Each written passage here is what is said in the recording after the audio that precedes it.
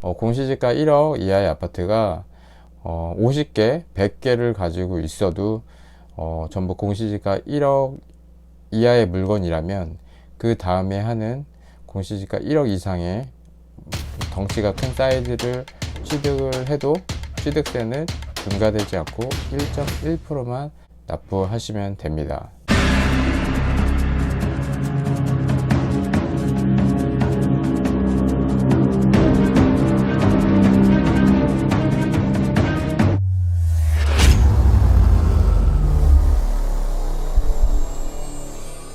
네, 안녕하세요. 최현별님입니다. 얼마 전에 그 양도세 완화해준다는 얘기가 있었죠. 그래서 내심 좀 기대하고 있었습니다. 양도세가 완화가 되면 가지고 있는 물건들을 많이 정리를 하려고 은근 기대하고 있었는데, 네, 그냥 원래대로 그렇게 또, 네, 완화하지 않겠다고 그렇게 또 얘기가 나와갖고, 정말 여러 가지 생각을 하게 됐습니다. 뭐 어떤, 네, 양도세를 완화해주면 당연히 다주택자들은 물건을 내놓을 수밖에 없기 때문에 그만큼 이제 시장에 또 물건이 풀리는 거죠. 그래서 또 한편으로는 그렇게 되면 당연히 이제, 네, 어떤 상승이 꺾이고 그걸로 인해서 어쩌면 이제 하락장이 시작될 수도 있는 거라서 조금 또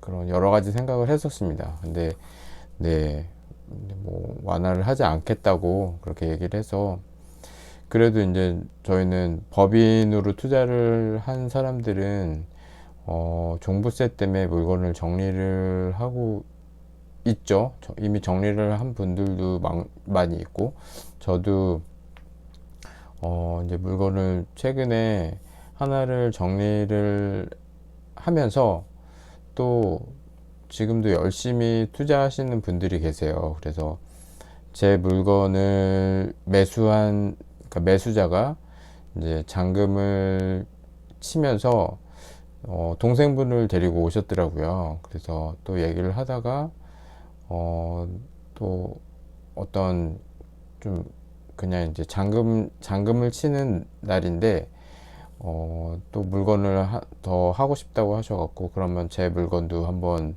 보시라고 해갖고, 계획에 없던 이제 뭐 팔려고 내는 물건이 아니었는데, 뭐 하신다 그래갖고, 이제 임차인분한테 갑작스럽게 전화를 해갖고, 어, 뭐 법인 종부세 때문에 어쩔 수 없이 계획에도 없었지만 집을 팔게 되었습니다. 죄송합니다. 이렇게 양해를 구하고 그분한테 이제 집 좀 보여달라고 했는데 이제 임차인분이 어디 지방 출장에 계셔갖고 비번을 받아서 그렇게 집을 보시고 그렇게 이제 계획하지 않았던 이제 매도를 했고요. 그렇게 해서 이제 집을 하나를 정리하면서 하나를 더 정리를 했고요. 그리고 또 정리를 하면서 부동산 사장님한테 좋은 물건을 또 하나를 받아서 하나를 또 매수를 했습니다. 그리고 그날 또 전에 매입했던 집에 잔금이 있었기 때문에, 네, 그래서 이제 잔금을 치고 제가 셀프 등기를 하러, 네, 이제 시청에 갔습니다. 그래서 시청에 가서 또 취득세를 납부를 하면서, 네, 그 공시지가 1억 이하의 주택을 매입을 했을 때 어떤 취득세에 대해서 여쭤봤습니다. 그래서 원래는 우리가 공시지가 1억 이하의 아파트는 뭐 10개를 사든 100개를 사든 취득세가 중과되지 않고 1.1%라는 거는 다 여러분들이 잘 아실 거예요. 근데 지금 제가 공시지가 1억 이하의 아파트가 10개를 가지고 있는 상황에서 뭐 실거주로 공시지가 5억짜리 어떤 아파트를 매입을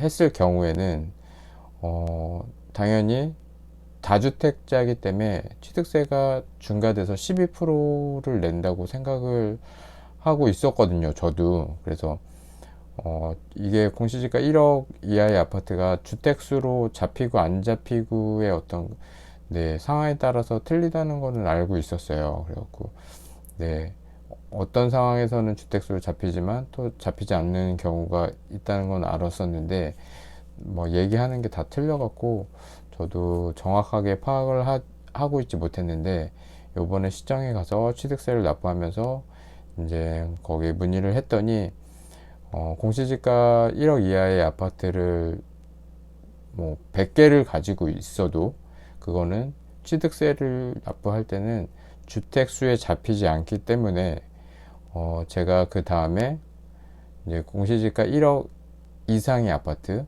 뭐 예를 들어서 공시지가 5억인 아파트를 매입을 하면 취득세가 중과되지 않습니다.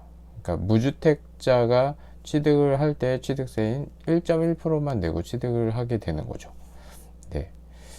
다주택자가 중과가 돼서 공시지가 5억이라면 12%의 취득세를 납부를 할 줄 알았거든요. 그러면 6천만 원의 취득세를 납부해야 된다고 생각했기 때문에 어떤 이제 주택의 어떤 매입 예정이 있으신 분이라면 그런 것 때문에도 이 공시지가 1억 이하의 아파트를 투자를 못 하신 분들이 많이 계세요. 근데 이제 네, 조금 그 걱정 없이 투자를 하셔도 되시고요. 그리고 물론 양도세 낼 때는 이게 주택수에 포함이 되기 때문에 당연히 양도세 중과가 됩니다. 제 말로만 하면 또 뭐 사기꾼이다 이런 말씀을 하실 수도 있어서 그래서 네, 함께 보시도록 하겠습니다. 네. 뭐 좀 여쭤봐도 돼요? 네, 이게 공시지가 1억 미만은 주택수에 포함이 안 된다고 하는데 그러면 지금 제가 공시지가 1억 미만 아파트 취득세를 내는 거잖아요. 그러니까 소유권 이전을 하는 건데 그럼 다음에 그 공시지가 1억 이상의 아파트를 매입했을 때 취득세 중과 안 돼요? 네네, 안 돼요. 중과 안 돼요? 이거 하나랑 그거 하나랑 있으면 네. 이거는 주택수로 안 들어가서 1주택자로 됐어요. 나중에 주택 취득하실 때 1주택만. 그러면 공시지가 1억 미만 아파트를 제가 좀 다수 보유하고 있거든요. 그러면 그거랑 전혀 상관없이 주택수에 안 들어가기 때문에 1억 이상 아파트 매입해도 취득세 중과 안 되는 거예요? 네, 맞아요. 그럼 무주택처럼 저는 매입할 수 있는 거예요? 취득세를? 아, 감사합니다. 공시지가 1억 이하의 아파트가 50개, 100개를 가지고 있어도 전부 공시지가 1억 이하의 물건이라면 그 다음에 하는 공시지가 1억 이상의 좀 덩치가 큰 사이즈를 취득을 해도 취득세는 중과되지 않고 1.1%만 네, 납부하시면 됩니다. 네. 그리고 공시지가 1억 이하의 아파트 중에 면적이 40제곱미터를 초과하지 않는 40제곱미터 이하의 물건들은 또 그 임대소득세 낼 때 간주 임대료에서 또 이 전세 물건은 제외되기 때문에 월세는 아닙니다. 월세는 다 네, 소득세 납부를 또 해야 되고요. 근데 이제 전세도 간주 임대료로 계산을 하잖아요. 근데 네, 40제곱미터 이하의 물건들은 또 올해까지 21년까지는 그 과세 대상으로 들어가지 않는다고 그렇게 합니다. 네. 그렇게 투자를 잘 하시면 될 것 같고요. 집을 하나 사면 다주택자가 되기 때문에 두려워하셨던 분들은 또 이런 거 잘 체크하시면서 투자하시면 될 것 같습니다. 그래서 항상 우리는 목표를 정해서 가야 되고요. 아무런 목표 없이 그냥 뭐 앞만 보고 땅만 보고 그렇게 전진한다면 그게 잘 된 길이면 다행히 목적지에 도착하겠지만 잘못된 길이면 다시 우리는 원래 제자리에 돌아와서 또 다시 방향을 잡고 가야 되기 때문에 지금 그냥 아무 생각 없이 가시기보다는 좀 잠깐 천천히 가더라도 잠깐 쉬는 타이밍을 갖고요. 그리고 어느 방향으로 가겠다, 어떻게 가겠다 계획을 좀 잘 세우셔갖고 그렇게 하셨으면 좋겠어요. 이른 나이에, 물론 제가 이른 나이는 아니지만 요즘은 일찍 시작을 많이 하시니까요.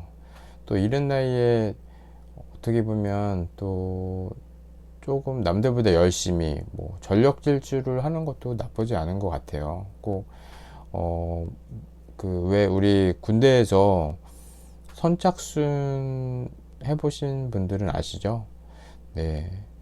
빨리 뛰어서 그냥 순위 안에 들어와 갖고, 물론 순위 안에 들어와도 쉬는 게 아니고 머리 받고 있어야 되지만, 그래도 뭔가, 네, 계속 뛰지 않아도 되는 거잖아요. 그걸 또 쉰다고 생각할 수 있기 때문에, 좀, 인생의 어떤 빠른 시점에 뭔가 열심히 자기가 노력을 해갖고, 먼저 인생의 목적지에 도착을 해서, 네, 그렇게 휴식을 취하는 것도 굳이 그게 평범하지 않다고 얘기할 수는 없거든요. 꼭 어느 정도 나이가 돼서 정년 퇴직을 하고 꼭 그때 우리가 무슨 수익형 부동산을 사서 그렇게 편안한 노후를 맞이하는 게 아니라 그거를 좀 더 이른 나이에 할 수도 있는 거고요.